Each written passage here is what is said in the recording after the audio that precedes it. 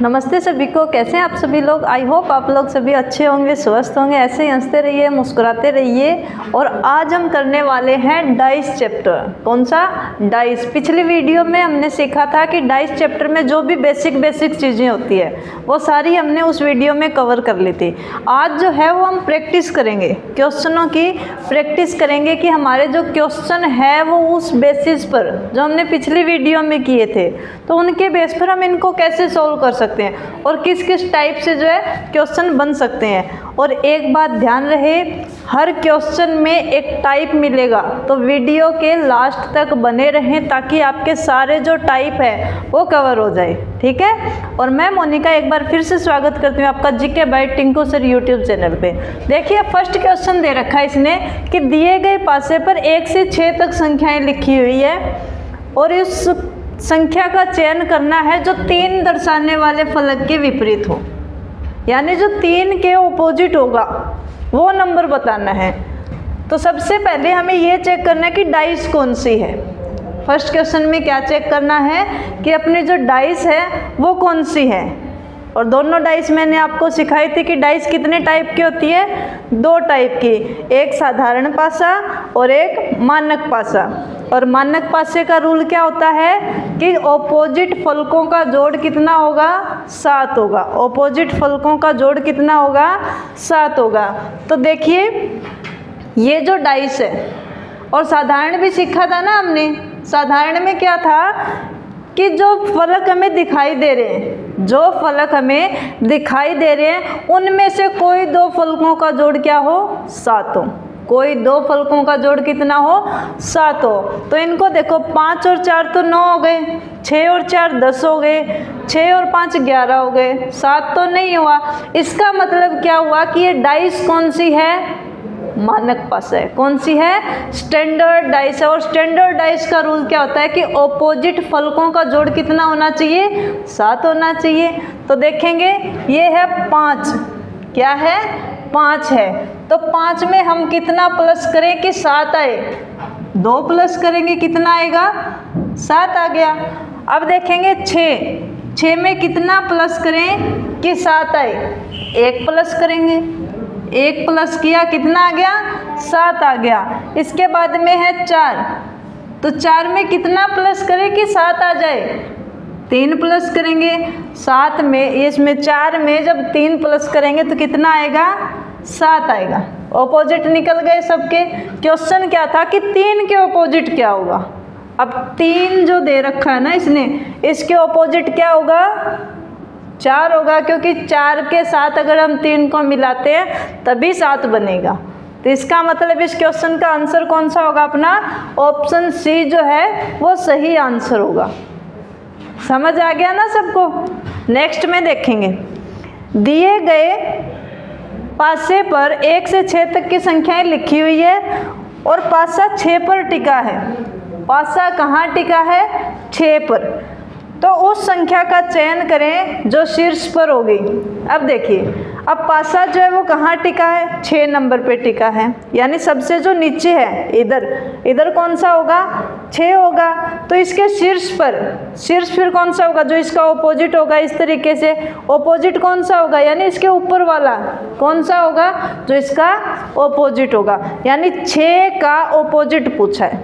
Question समझ आया। अगर पासा 6 पर टिका है और इसका शीर्ष पूछा है, इसका मतलब क्या हुआ कि 6 का ऑपोजिट बताना है, वही उसके शीर्ष पर होगा। तो देखिए ऑपोजिट कैसे निकालते हैं। अब एक पासे की 2 स्थितियां दे रखी है, दोनों के ऑपोजिट निकालेंगे। पहले ऑपोजिट कैसे निकालते हैं, कोई एक डिजिट कॉमन लेकर, और डिजिट कॉमन क्या है, 6 है, तो 6 के नीचे लिखेंगे 6। अब यहाँ से चलेंगे क्लॉकवाइज, इधर कितना आया, 4, और इससे आगे क्या आया, 2 आया। इधर से जाएंगे तो कितना आएगा, पहले 3 आया, उसके बाद में 5 आया। तो इसका मतलब क्या है कि 2 का ऑपोजिट 5 हो गया, 4 का ऑपोजिट 3 हो गया। और कॉमन वर्ड का ऑपोजिट कौन होता है, जो दिखाई नहीं देता, जो दिखाई नहीं देता। यानी 6 का ऑपोजिट क्या होगा, 1 होगा। अब 6 पर टिका है और शीर्ष वाला पूछा है, यानी 6 का ऑपोजिट पूछा है, तो 6 का ऑपोजिट क्या हो जाएगा?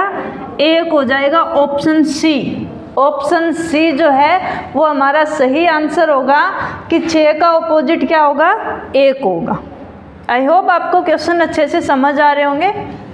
इसमें देखेंगे कि पासे पर 11 से 16 तक की संख्याएं लिखी हुई है, 11 से 16 तक संख्याएं लिखी हुई हैं, और इसमें ये 2 डाइस दे रखी है। 12 के ऑपोजिट पूछ रखा है भाई, किसके ऑपोजिट?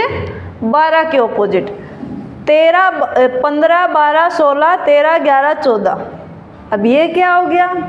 इसमें है कि कोई भी कॉमन डिजिट है ही नहीं, इसमें तो कॉमन डिजिट थी, तो हमने उधर से क्या किया? क्लॉकवाइज किया और ऑपोजिट निकाल लिए।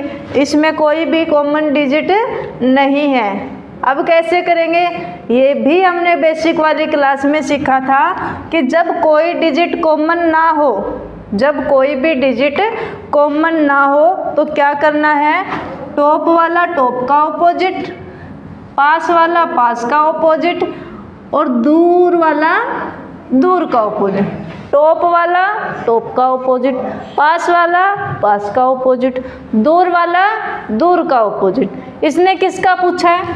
12 का पूछा है। अब 12 तो दूर वालों में है, तो दूर से दूर देखेंगे क्या आएगा? 12 का ऑपोजिट क्या होगा? 11, यानी ऑप्शन डी, ऑप्शन डी जो है वो हमारा सही आंसर होगा। नेक्स्ट में देखेंगे कि पासे पर 6 फलक है और 6 फलकों पर एक एक चिन्ह बना हुआ है। क्या बना हुआ है? एक एक सिंबल बना रखा है, और इस सिंबल का ऑपोजिट क्या होगा? इस सिंबल का ऑपोजिट क्या होगा वो चीज़ें बताने। अब ऑपोजिट तो पता है ना आपको कैसे निकालते हैं? कैसे निकालेंगे? कॉमन वर्ड से गए और उधर से क्लॉकवाइज चलेंगे, कॉमन वर्ड पे जाएंगे और उधर से क्लॉकवाइज जाएंगे। अब इसमें देखें, इधर ये टी वाला सिंबल है, इधर भी टी वाला सिंबल है, इधर भी ये रुपए वाला सिंबल है, इधर भी रुपए वाला सिंबल है। यहाँ क्या था? एक डिजिट कॉमन थी, यहाँ क्या था? कोई भी डिजिट कॉमन नहीं है, और यहाँ क्या गया? 2 डिजिट कॉमन है। क्या है? 2 डिजिट कॉमन है, तो बच कौन गए? एक ये वाला सिंबल बचा और एक ये वाला सिंबल बचा। जब डाइस में 2 डिजिट सिंबल, 2 डिजिट जो है अपने कॉमन हो, क्या हो? डाइस में जब 2 डिजिट कॉमन हो तो ऑपोजिट जो बच जाएंगे, जो पीछे रह गए ये वाले जैसे, तो वो क्या होंगे? एक दूसरे के ऑपोजिट होते हैं। तो इस सिंबल का पूछा है ना इसने, तो इसका ऑपोजिट फिर क्या होगा? ये के वाला सिंबल, यानी ऑप्शन ए, ऑप्शन ए जो है वो हमारा सही आंसर होगा। इस वीडियो में हमने केवल 4 सवाल किए, ठीक है? 4 सवाल किए, और 4 सवाल 4 टाइप के हैं। पहला क्या था? मानक पासा। दूसरे में क्या था? जब एक डिजिट कॉमन हो। तीसरे में क्या था? कि जब कोई भी डिजिट कॉमन ना हो। और चौथे में क्या है? जब 2 डिजिट कॉमन हो। ठीक है, 4 क्वेश्चन में डाइस के 4 टाइप कवर कर लिए। आई होप आपको वीडियो अच्छी लगी होगी। अगर इस चैप्टर में या इस क्लास में किसी भी बच्चे को कोई भी प्रॉब्लम हो तो कमेंट बॉक्स में डालें, और नेक्स्ट वीडियो जो होगी उसका सॉल्यूशन देकर मैं आपको शेयर करूँगी। ठीक है, ओके, थैंक यू।